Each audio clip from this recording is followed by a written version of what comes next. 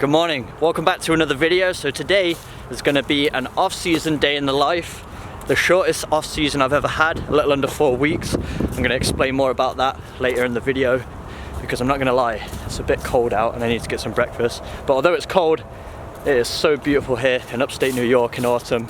Nowhere I would rather be at this time of year. Started my day with a 1 mile run just to get the legs going. And we have a full day of training ahead, so I'm going to take you guys along. Just before we get into it though, I want to thank the legends over at Squarespace for sponsoring today's video. Squarespace is where I built my website, 7mlctraining.com, and from websites and analytics to marketing tools, they really are the all-in-one place to grow your online presence and manage your business. But let's go get some breakfast.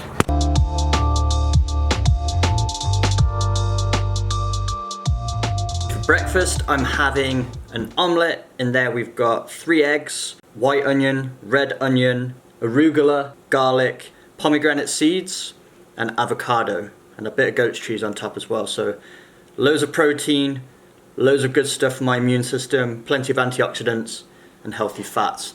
Then I'm also having a matcha green tea. I've been drinking this in the morning.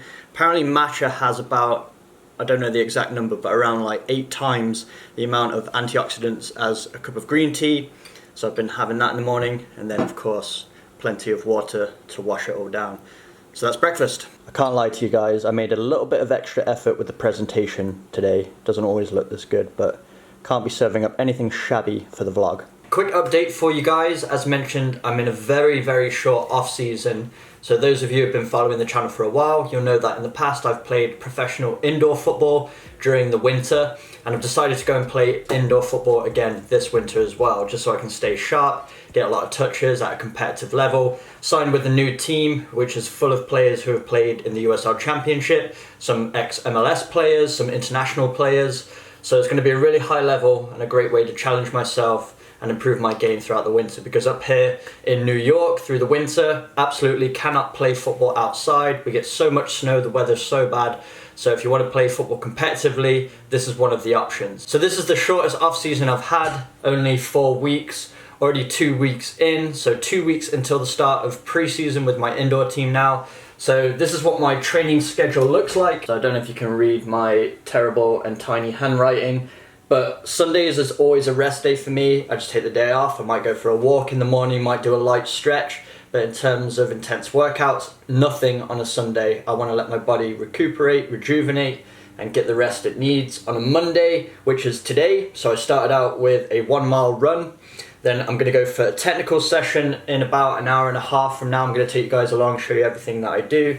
And then I'm going to do an injury prevention workout at home in my basement. So I'm going to show you that as well. And then Tuesdays, I usually do a bit of yoga, a bit of lengthy stretching in the morning. And then in the afternoon, I'll do another technical session, exactly the same technical session pretty much every single day. You're going to see the session, we're just getting hundreds to thousands of touches, a lot of first touch work, bit of dribbling, and just working with the ball. And then on a Wednesday, I'm doing a 1 mile swim, and then I do another hour technical and a bit of core after the technical. And on a Thursday, I'm just doing a 1 hour technical, another injury prevention workout, same workout as you'll see later in this video. And then on a Friday, I'm doing a 30-minute bike and 1 hour technical. Then on a Saturday, I'll either get together with a few of my ex-teammates or some mates who live in the area, and we'll do a bit of small-sided, maybe some rondos, or I'll just go and do a ball mastery session if we can't get a bit of playing in. So that's pretty much what my week's schedule is looking like. So I've got 3 goals for this short off-season. First is to maintain some of my fitness. As you guys know, if you've been following along, the last 7 or 8 months I've been training every single day with Tulsa. Then I went on loan to another team for a month. So I've been training every single day. So I'm looking to maintain some of that fitness that I built up and try and minimize those losses. Also trying to rejuvenate, because as I said, training every day for months and months and months puts a lot on the body, especially on the joints. So I'm doing a lot of low impact training. I'll do the 1 mile run on a Monday, but it's at a light pace. And then my cardio on a Wednesday and a Friday is a 1 mile swim.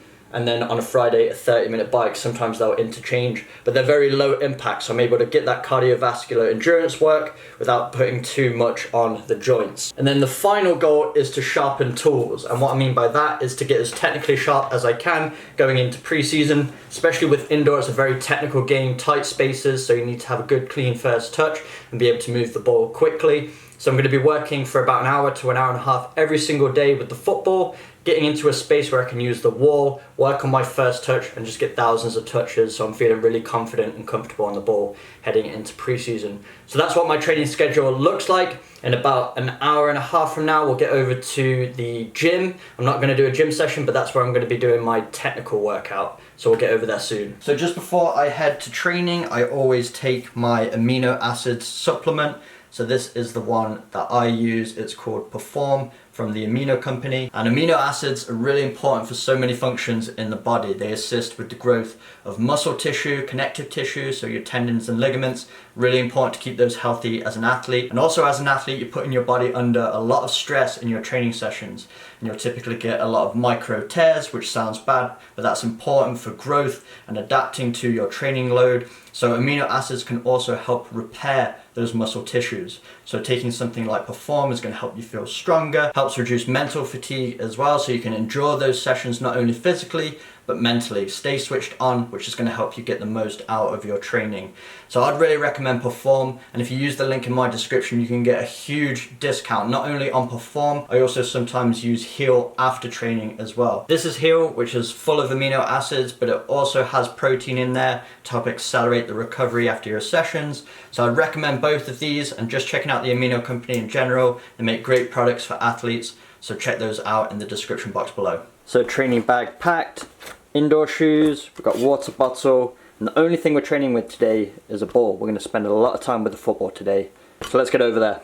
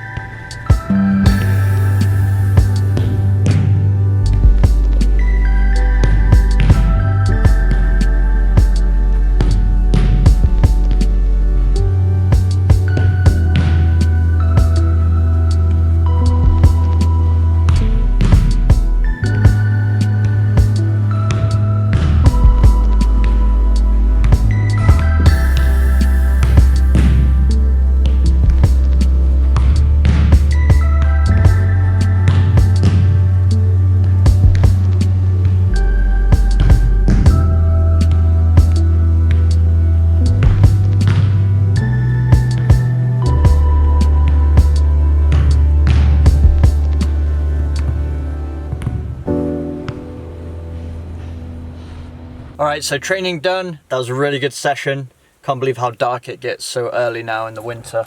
But I've actually got a podcast I need to get to. I've started back up the 7MLC podcast, and I've been doing a few individual ones.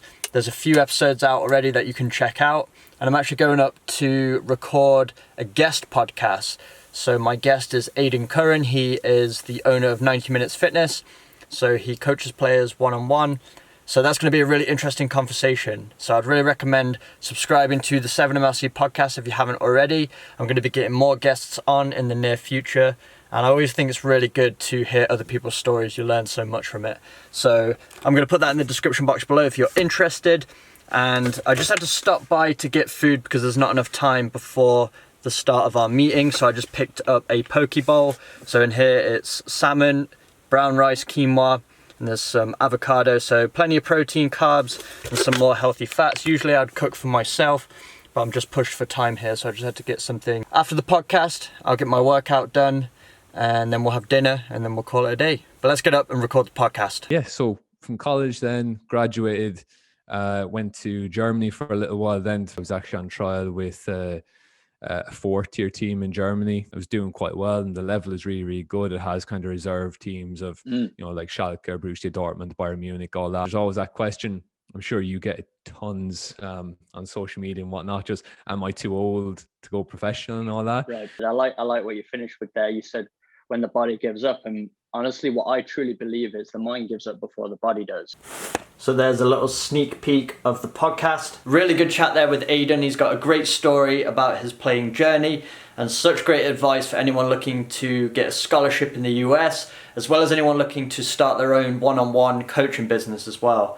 So really valuable stuff in there. Would recommend giving it a listen, and it's actually available now. So by the time this video is uploaded, it's already out on the 7MLC podcast. You can check it out on pretty much any podcast platform, Apple, Spotify, Anchor. You can also check it out on my website. So if you go over to 7mlctraining.com and click the tab podcast, you'll see that the latest episode is always shown here. So this is the episode with Aidan, already on the podcast. Would really recommend giving this one a listen. But also want to say another huge thank you to Squarespace for sponsoring today's video. It wouldn't be possible to have this website without them. It's the central hub of my entire brand, so I can put everything 7MLC training related in one place. As you can see, you can access my YouTube channel, my Instagram pages. You can also access my training programs. So I've got them all here. I've also got a blog on here. So I cover topics similar to what I do on my podcast, but if you prefer written form, you can read through these. There's quite a few for you to catch up on. So if you've ever considered building your own website, would really recommend checking out Squarespace. You don't need to know anything about coding or web design,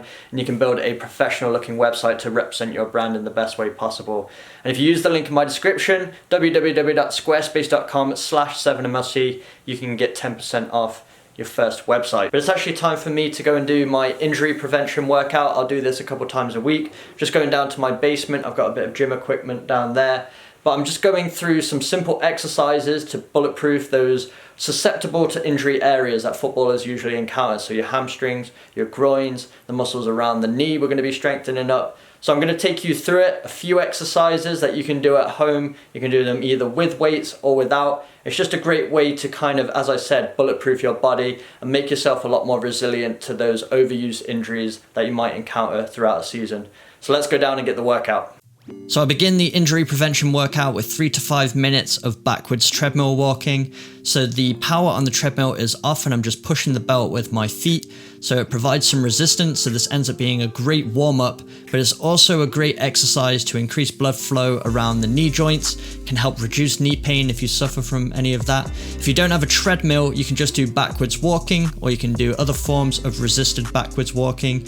You could drag a sandbag or a sled, but just backwards walking in itself is really healthy and is going to help you bulletproof those knees. And then I went into some resistance band exercises. So for each of the ones I demonstrate, I'm going through 10 repetitions. And this is just a great way to activate all the muscle fibers before going into the strength exercises. So I would recommend getting some resistance bands if you can. You might have seen on the channel, I do these before a lot of technical sessions as well, especially if they're going to be intense sessions. You really want to activate as many of the muscle fibers as you can. It's going to help reduce the risk of injury. And it's also going to help you get the most out of your session. If more muscle fibers are switched on and ready to go, you're going to be more explosive. So you're actually going to get more benefits from the training sessions that you're doing. So I would really recommend looking into resistance bands if you can.